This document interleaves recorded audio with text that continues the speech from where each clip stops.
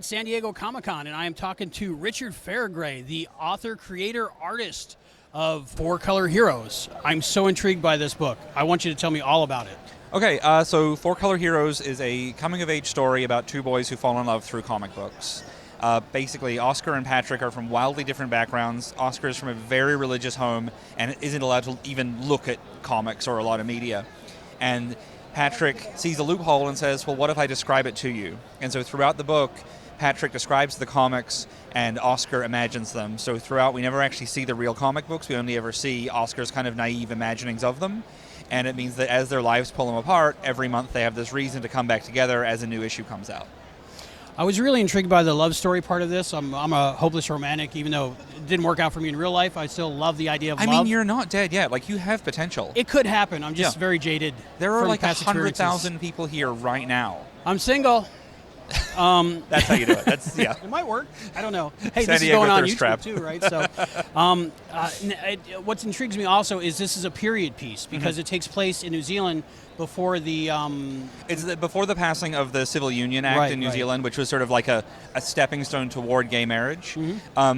I grew up in New Zealand. I lived there for 30 years, and so it felt like if I was going to do something like so deeply personal and such a small story, setting it in that environment just made sense.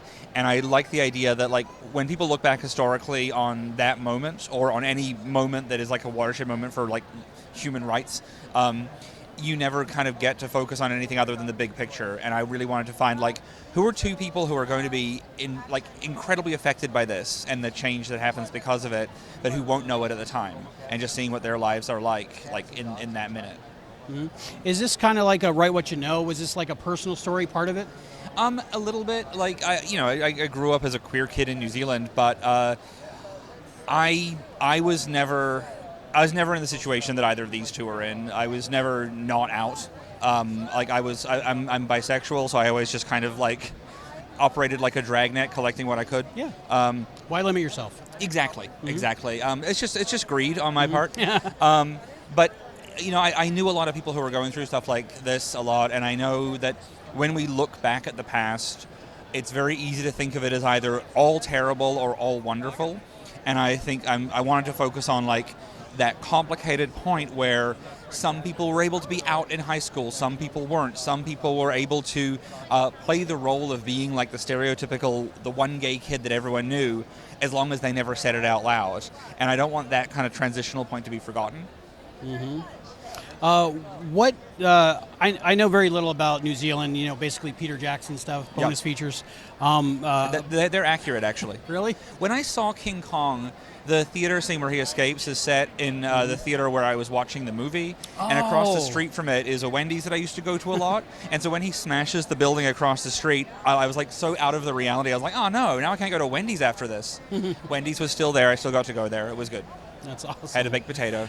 What is explain the differences between like the acceptance of the LGBT community there versus here? Because I know here we're having a lot of trouble with certain people, and they're trying to turn back the clock. You mean Republicans? Yes, I've heard of them. but they're trying to turn back the clock. And my mother told me Republicans weren't real, but it turns out they're terrible and they're everywhere. The boogeyman does exist. So what's it like there versus here? New Zealand is a very complicated place because we are very progressive in many ways and very backward in other ways. And I kind of think it's very similar to the general plight of the LGBT community, is that like we quite often will just accept half measures and say that it's good enough. I jump between Los Angeles and my place up in Canada, and Canada has a similar vibe where like as long as we're not as bad as America, we can skate by. And people always make the comparison of like what's it like living above a meth lab? And yes, okay, it's like living above a meth lab, but then I've lived above a meth lab, and what you do is you don't bother replacing your curtains because they're just going to get ruined again. Right. And so you kind of let a lot of stuff just continue to be bad because it's not quite as bad as the thing next door. And I think that like accepting the Civil Union Bill instead of fighting harder for gay marriage, which a lot of people in the queer community were fine to do, is the equivalent to that. I was back in New Zealand recently, and like I'd only been gone for 6 years, and it felt like infinite change had taken place. But if I'd been there, maybe I wouldn't have noticed it. I love that this book it has to do with younger people in the community. And do you, while creating it and writing it, which I want to talk about more also, but do you think if you had this kind of thing at that age, would it have been more helpful in your life? Or do you think it will impact the youths that read it about acceptance? Yeah, I do. I think that, like, I always write my books from the perspective of, like, what's a book that I wish I had? Right. Most of my books now are for adults, and I write books about the subjects that I'm interested in and being a big sloppy dirtbag as an adult. But, like, when I was a kid, there was, like, we had very little representation, especially of gay stuff. We had, like, the original version of Queer Eye, which was so hilarious because they were gay, you see. And we had, like, sitcoms that occasionally could have some men kissing, but, like, not really. And like, all of the versions of gay life that I saw portrayed in media were a version of life that I didn't want. Like, I don't enjoy pride flags and, you know, having brunch. I enjoy being an absolute dirtbag. I enjoy being a gross mess of a person. I mean, when you arrived, I was just showing Barbara that I forgot to bring a toothbrush to this convention and just had to brush my teeth in the convention bathroom. That's not a great experience. That was you. Yeah, because you're really overwhelmed by the smells in there, and then you're really just putting something deep in them gums. But, you know, like, that version of gay life was never shown anywhere. And the version I'm showing here is not that. It's not my version of life, but it's certainly not the, hey, I'm here and I'm gay and that's super cool and everyone's fine with it. It is some people are tolerant of it, some people hate it, some people are fighting against it, and only the people who are really in it know how they want to move forward. And I want to create something that says to people, you get to choose how you present yourself and you get to choose how you experience this part of your culture. So yeah, I hope that this book can do that for someone. Yeah, diversity is important. We're very different people because I love brunch, but that's mostly because I can't wake up early. So I kind of combine the two. Yeah. It's more a breakfast, but a late breakfast. And I want to talk about this. You created it, you're writing it, you did the artwork. That's so much work. What made you want to do it all yourself? Oh, I do everything. Like, every time, I always do everything. I've been writing and drawing comics for 32 years at this point. Okay. And when I approached Fanbase with this idea, I said to them, look, you know, I'm working in a pretty cartoony style these days. If I do this book, are you fine with me continuing with that? And they were very okay with that. They were like, do it exactly how you see it working best. I got 10 pages in, and I was like, this is not going to work in this style. What about if instead of taking 2.5 months to do it, I spend a year on it, and I'll do the most densely detailed, pseudo-realistic style I possibly can, learn a whole new method of coloring, and become, like, completely obsessed with the production of this book. And I think that people create their best work when they are, like, so in the moment and in the zone for the creation. I love nothing more than, like, only living the life of my characters.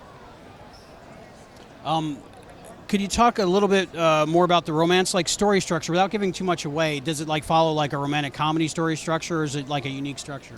I think it's a pretty unique structure. It's about really the friendship developing and neither of them even having the language for realizing it's a romance. I think the word gay is said once in the entire book, and it's by someone else as a joke about how Jesus turned him gay. It's a march against the civil union bill, and he runs in and pretends that he's been corrupted by Jesus to become gay in front of a group of very oppressive conservative Christians. But, like, these two boys are, like, they're always struggling to find their way back together. So the story, you know, every time we see them, it's been another month because another new issue of this book has come out. And it's like they've become the one solid point with each other. And outside of that moment when they talk about the comics, they don't get to see each other, and it's about focusing on how important those moments become to them and how much they come to rely on them. I think it's a little bit like, if you think back to, like, the first year of COVID, when everyone was like, let's do a weekly board game night on Zoom or whatever, and suddenly it became the most important thing to you, even though the rest of your life was so much bigger outside of it. And I think, like, we all really, like, hold on to these little things, and for them, the ritual of the comic book is what does that. You know, they don't really get very far. They slowly learn stuff about themselves, they slowly learn stuff about each other, and they realize, like, who they don't even know who they want to be in the world by the end of it, but they know they don't want to be where they were at the beginning. So it's not a happy ending. It's not a sad ending. It's just a very open ending. Okay, and the story does have an ending. Yes, It's not a yeah. continuing? No. Okay, very good. I like that. So, wow. Okay, I really want to read it now. Now I understand there's a bilingual edition coming out. Yeah, so because it's set in New Zealand, the Te Reo Maori is the other official language of New Zealand, or one of the others. I think sign language is also one. But I wanted to put it out in both languages because, I grew up there. I started comics there. I did a lot of stuff there. I want to be connected to that place, and I want to make this book as available to as many people as possible. And it just kind of seemed like a no-brainer to put that out. So in September, that'll be coming out digital only, unfortunately, just because of like the enormity of shipping costs these days. Mm-hmm. But we're hoping that later on there can be some kind of bilingual full edition of both versions in it in a print form. I learned a little bit about that watching Survivor New Zealand. I don't know if you saw that. We did a Survivor? Yeah. Wow. It's pretty good. You gotta go on the internets to find it. 'Cause Okay. They don't show it over here. Well, we had one called Treasure Island before Survivor that was really terrible, but it was won by a guy named Horse. Horse. Okay. I like it. So where can people get this? Well, they can get it from us here in small press at Comic-Con. Probably this will go out after that as possible. But forcolorheroes.com, for the word for, spell it F-O-U-R, colorheroes.com, or fanbasepress.com. Or wherever I am, I'm going to have copies for sale, and but forcolorheroes.com or fanbasepress.com will be the easiest places. Okay, Richard Fairgray, thanks for joining us on Thinking Outside the Longbox. Hashtag TOTLB. I'm Albie. We're at San Diego Comic-Con. This was Richard. This is Albie. Thank you very much. Thanks.